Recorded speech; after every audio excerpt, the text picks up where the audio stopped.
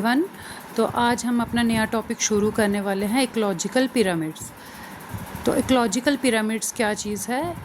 Ecological pyramids होते हैं कि जो हम क्या करते हैं, हम ग्राफिकली रिप्रेजेंटेशन करते हैं किसकी, नंबर ऑफ ऑर्गेनिज्म की, बायोमास की और स्टोर्ड एनर्जी की at different trophic levels of food chain की अलग अलग ट्रॉपिक लेवल पे कितने number of how many number of organism present, जहाँ how much biomass is present, just stored energy कितनी है अलग अलग ट्रॉपिक लेवल पे, हर ट्रॉपिक लेवल पे एक फूड चेन में, वो हमारा क्या कहलाता है, इकोलॉजिकल पिरामिड्स कहलाता है। ये जो आइडिया था ये चार्ल्स एल्टन ने दिया था 1927 में, और इसीलिए इन इकोलॉजिकल पिरामिड्स जो हैं उनको हम एल्टोनियन पिरामिड्स भी कहते हैं। नेक्स्ट है हमारा कि कितने टाइप्स के हैं, टाइप्स ऑफ इकोलॉजिकल पिरामिड्स कितने टाइप्स के हैं।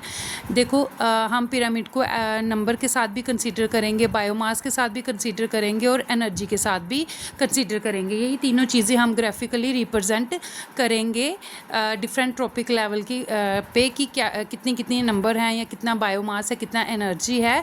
तो हमारे तीन तरीके के हमारे जो है पिरामिड्स बन जाएंगे, pyramid of number, pyramid of biomass and pyramid of energy. सबसे पहले हम पढ़ लेते हैं पिरामिड ऑफ नंबर क्या चीज़ है। पिरामिड ऑफ नंबर है, this pyramid shows the relationship between producer and consumer eight different trophic level in terms of their number. ठीक है, कि क्या करेंगे, एक ग्राफिकली रिप्रेजेंटेशन शो करेंगे डिफरेंट जो है हमारे प्रोड्यूसर और कंज्यूमर्स के बीच पे eight different trophic levels in terms of their number के अकॉर्डिंग कि जो है प्रोड्यूसर लेवल पे कितने ऑर्गेनिज्म है, प्राइमरी कंज्यूमर्स कितने हैं, सेकेंडरी कितने हैं, टर्शियरी कितने हैं या क्वाटरनरी कितने जो है ऑर्गेनिज्म जो है उनका नंबर प्रेजेंट है। तो उस अकॉर्डिंग जब हम उनको क्या करेंगे, रिप्रेजेंट करेंगे, तो वो हमारा बन जाएगा पिरामिड ऑफ नंबर। जैसे पिरामिड ऑफ नंबर जो है वो टू टाइप्स के हैं, जैसे अपराइट पिरामिड ऑफ नंबर और inverted pyramid of number. Upright pyramid of number में हम एग्जांपल ले लेते हैं क्रॉप फील्ड की। ठीक है, कोई खेत है जहाँ पे कुछ भी कोई फसल उगी हुई है चाहे, ठीक है, तो वहाँ पे क्या है कि सबसे पहले हमारे प्रोड्यूसर लेवल पे आ जाएंगे क्रॉप्स। ठीक है, तो क्रॉप्स का जो नंबर होगा वो बहुत ज़्यादा होगा। ठीक है, नेक्स्ट हमारे जो उनके ऊपर जो फीड करेंगे वो हमारे आ जाएंगे इंसेक्ट्स। ठीक है, अब वो जो क्रॉप है, जो इंसेक्ट का नंबर होगा वो उस क्रॉप से क्या होगा, थोड़ा कम होगा।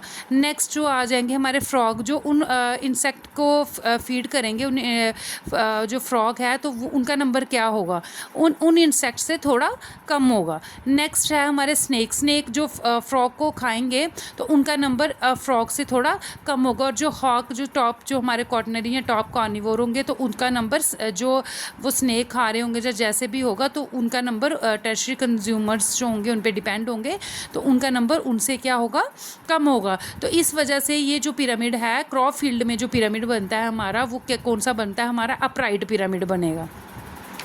ठीक है, क्योंकि इसमें नंबर क्या हो रहा है, बॉटम से लेके प्रोड्यूसर लेवल से लेके कंज्यूमर लेवल तक क्या हो रहा है, नंबर जो हो रहा है ऑर्गेनिज्म का क्या हो रहा है, वो कम होता जा रहा है। नेक्स्ट है हमारा इन्वर्टेड पिरामिड। ठीक है, इसमें क्या होगा, जैसे हम एग्जांपल ले लेते हैं, एक ट्री की एग्जांपल ले लेते हैं। अब एक ट्री है, ठीक है, तो उसका नंबर क्या है, 1 ही है ना। एक ट्री ले लिया हमने, 1 ट्री। अब उसके ऊपर जो वर्ड्स रह रहे हैं या उनके ऊपर जो वर्ड फीड कर रहे हैं जैसे भी हैं, तो वो कितने, वो ज़्यादा नंबर में होंगे, है ना। और अब जो नंबर देखो, अब यहाँ से नंबर जो होगा इंक्रीज़ होना शुरू हो जाएगा, बर्ड्स का नंबर ज़्यादा होगा। अब बर्ड्स पे जो इंसेक्ट होंगे, जैसे कोई पैरासाइट्स होंगे जो उन पे लाइस वगैरह, टिक्स वगैरह होंगी, जो भी उनका नंबर बर्ड से भी क्या होगा, ज़्यादा होगा। तो इस वजह से जो ट्री का जो पिरामिड ऑफ नंबर, जो इकोसिस्टम जो हमारा पिरामिड बना, वो किस तरीके का बना, हमारा इन्वर्टर शेप का बना। ठीक है, तो इस पिरामिड ऑफ नंबर से हमने क्या देखा, इसमें हमने ये चीज़ देखी, the number goes on decreasing at each successive tropic level in upright pyramid of the number, की जैसे हम अपराइट पिरामिड में क्या करते हैं, सक्सेसिव लेवल्स पे जाते हैं, आगे वाले लेवल पे जाते हैं, ट्रॉपिक लेवल पे जाएंगे तो क्या होगा कि नंबर जो होगा ना, ऑर्गेनिजम्स का नंबर जो होगा वो डिक्रीज़ होता जाएगा। और इन्वर्टेड में क्या होगा कि जो नंबर है वो इंक्रीज़ होता जाएगा, नंबर ऑफ ऑर्गेनिज्म जो है वो इंक्रीज़ होते जाएंगे। नेक्स्ट है हमारा पिरामिड ऑफ बायोमास। अब बायोमास में क्या है कि कितना ज़्यादा उसमें ड्राई ऑर्गेनिक जो मैटर होता है वो प्लांट्स या एनिमल में कितना प्रेजेंट होगा एट डिफरेंट ट्रॉपिक लेवल। ठीक है, the pyramid shows the graphical representation of total living biomass और organic matter present at different trophic level in an ecosystem की हर एक ट्रॉपिक लेवल पे कितना बायोमास जो है वो प्रेजेंट है, वो जब उसको हम ग्राफिकली रिप्रेजेंट इसमें पिरामिड ऑफ बायोमास में उसको हम ग्राफिकली हम क्या करेंगे, उसको शो करते हैं, रिप्रेजेंट करते हैं। जैसे इसमें भी हमारे दो तरीके के पिरामिड बनते हैं, अपराइट या हम स्ट्रेट पिरामिड भी कह सकते हैं या इन्वर्टेड पिरामिड भी होगा इसमें। तो पहले हम एग्जांपल ले रहे हैं टेरेस्ट्रियल इकोसिस्टम की। ठीक है, टेरेस्ट्रियल इकोसिस्टम में क्या है, जैसे ये ट्री लिया ना हमने, ट्री की एग्जांपल ले लेते हैं कि ट्री है, तो अब ट्री का जो बायोमास होगा ना, ट्री का बायोमास बहुत ज़्यादा है, बहुत ज़्यादा बायोमास। अब जो बर्ड होंगे उनका जो बायोमास है वो कम होगा और जो इंसेक्ट्स का बायोमास उससे भी कम होगा।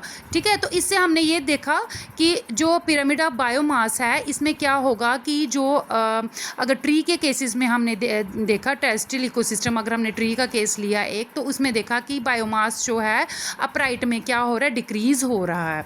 ठीक है, अब इन्वर्टेड में देख लीजिए, इन्वर्टेड में अगर हम एग्जाम्पल ले एक्वेटिक इकोसिस्टम की एग्जाम्पल ले तो फाइटोप्लैंक्टन्स प्रोड्यूस, जैसे एल्गा वगैरह हमने ले लिया, तो उनका बायोमास बहुत ज़्यादा कम है।